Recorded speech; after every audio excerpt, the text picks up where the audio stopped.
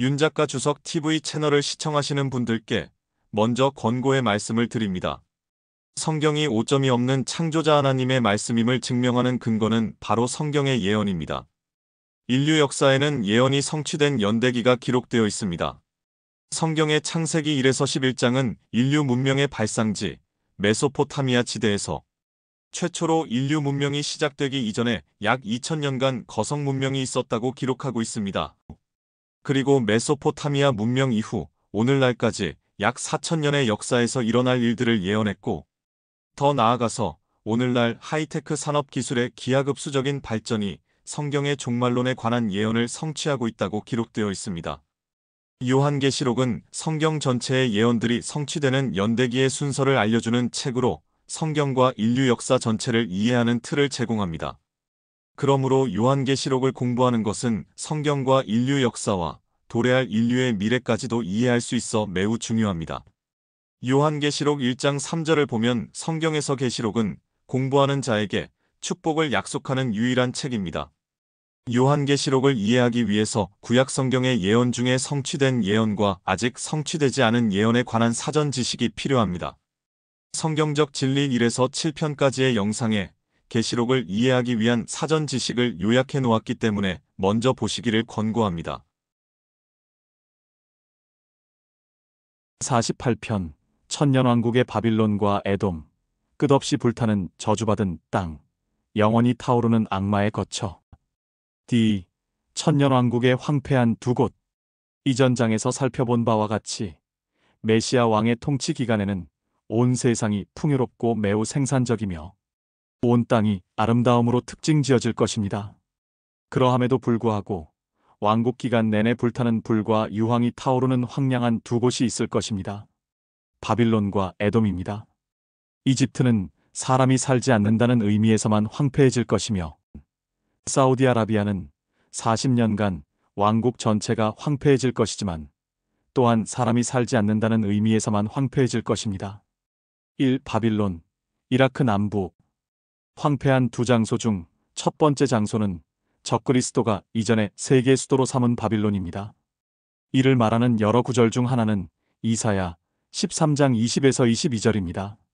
그곳에 사람이 살지 못할 것이며 대대로 거하지도 못하리니 아라비아인도 거기에 장막을 치지 않을 것이며 목자들도 거기에 양우리를 만들지 아니하리라. 그 대신 사막의 들짐승들이 거기에 엎드리며 그들의 집들에는 울부짖는 짐승들로 가득 찰 것이요. 또 올빼미들이 거기에 살며 사티로스가 거기서 춤을 추리라. 섬들의 들짐승들은 그들의 황폐한 집들에서 부르짖을 것이요. 화려한 궁들에는 용들이 부르짖으리니 그녀의 때가 가까워오며 그날들이 길지 아니하리라. 사람이 살 수 없는 폐허는 예레미야 50장 39에서 40절에서 소돔과 고모라와 비슷한 모습으로 묘사됩니다. 그러므로 사막의 들짐승들이 섬들의 들짐승들과 함께 그곳에 거할 것이요 올빼미들이 그곳에 거하리라. 거기에 다시는 영원히 사람이 거하지 아니할 것이며 대대로 거하지 아니할 것이라. 주가 말하노라.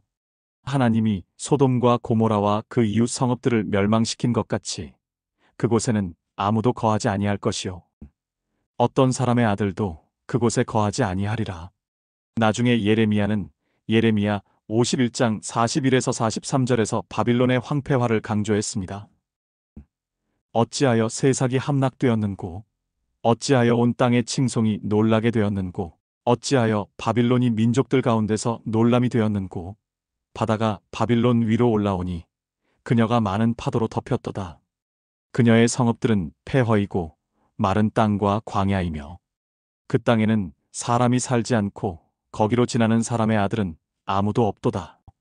왕국 시대 내내 아무도 폐허가 된 바빌론을 지나가지 않을 것이지만 오늘날에는 거의 해당되지 않습니다. 요한계시록 19장 3절에 따르면 바빌론은 왕국 기간 내내 황폐한 폐허가 될 뿐만 아니라 천년왕국 내내 계속 타는 연기가 나는 장소가 될 것입니다. 또 그들이 다시 말하기를 할렐루야 라고 하니 그녀의 연기가 영원 무궁토록 올라가더라. 이사야 13장 20에서 22절과 예레미야 50장 39에서 40절에 언급된 서식 동물들은 우리가 알고 있는 것처럼 계속 타는 불과 유황이 있는 곳에서 살 수 없어 문자 그대로 동물이 될 수 없다는 것은 분명합니다. 실제로 무엇인지는 요한계시록 18장 1에서 2절에 설명되어 있습니다.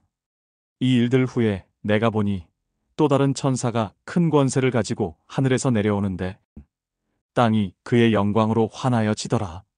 그가 큰 음성으로 힘있게 외쳐 말하기를 큰 바빌론이 무너졌도다. 무너졌도다. 마귀들의 거처가 되었고 온갖 더러운 영의 소굴이요 모든 더럽고 가증한 새의 소굴이라. 계속 불타고 연기가 나는 이 장소는 왕국 기간 많은 마귀가 갇히는 장소가 될 것입니다. 요한계시록 9장과 다른 구절에서 마귀는 동물과 같은 특징을 가지고 있으며 이사야와 예레미야 9절의 동물은 실제로 이러한 특징을 나타냅니다. 실제로 야생 염소로 번역된 히브리어 단어는 염소 형태의 악마를 의미합니다.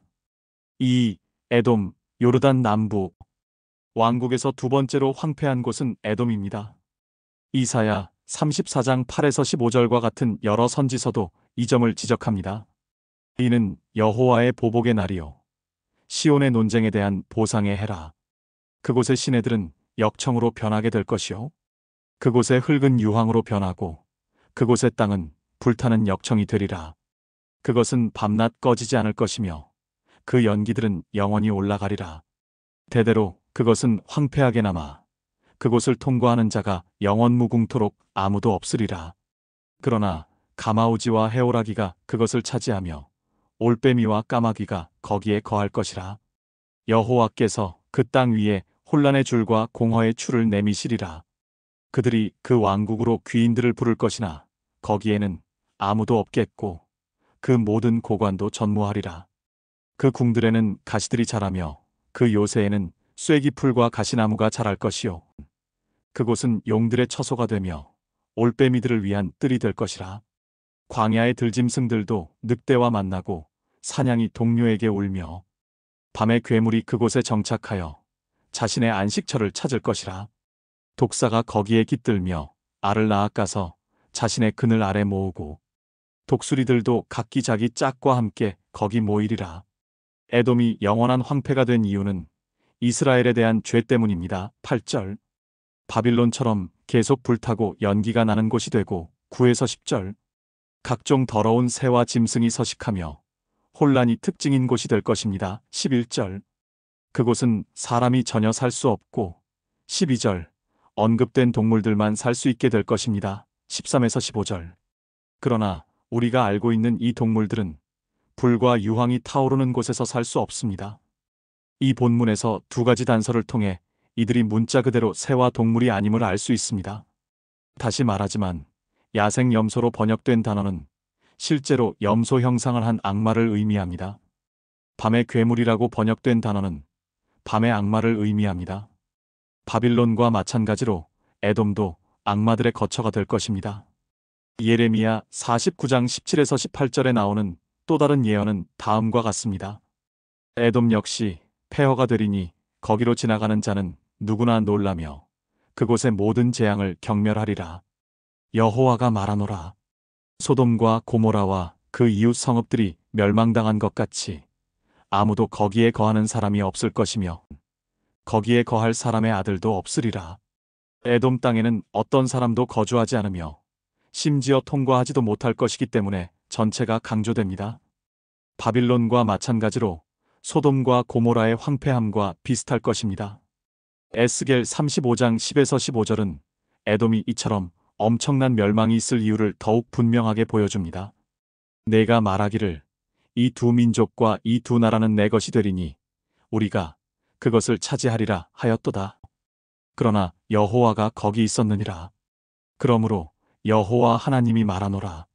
내가 살아있는 한 내가 내 증오를 그들에게 행사하였던 바 내가 너를 심판할 때 그들 가운데서 나 자신을 알게 하리라.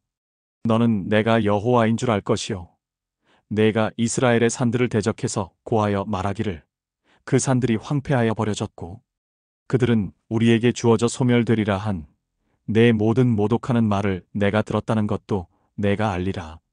너희 입으로 너희가 나를 거역하여 뽐내었고 나를 거역하여 너희의 말을 많이 하였으니 내가 그 말들을 들었도다.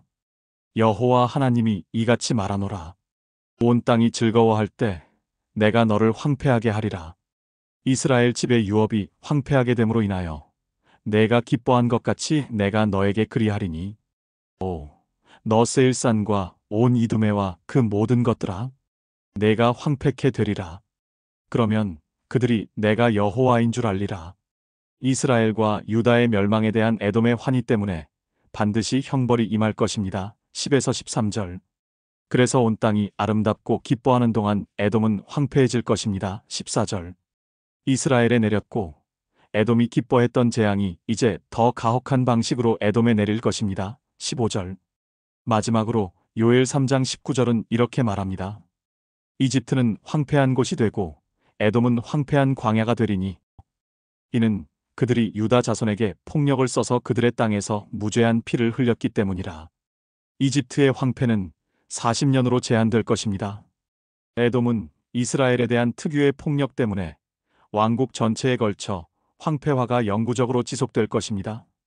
천년왕국 기간 내내 온 땅이 장미처럼 아름답게 피어나는 동안 바빌론과 에돔의 두 지역은 계속 불타는 불과 유황이 타오르는 곳이 될 것입니다. 연기가 피어오르고 천년왕국 내내 볼 수 있을 것입니다.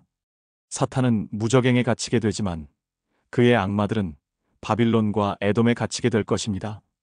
이 두 곳은 왕국 기간 내내 악마들의 거처가 될 것입니다.